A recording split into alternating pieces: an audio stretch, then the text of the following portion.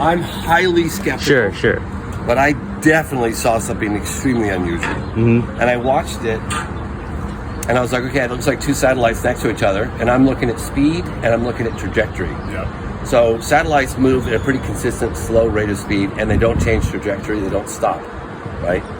And these two objects, I heard somebody talking about them, and I was lying down, and I looked up to my right, and I see these two objects, and I was like, well, that's interesting.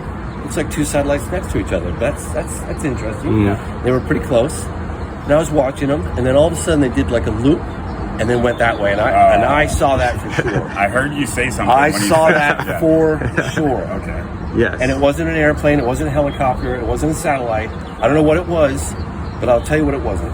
It was very, very impressive. Look at those flowers. Is that like Indian paintbrush?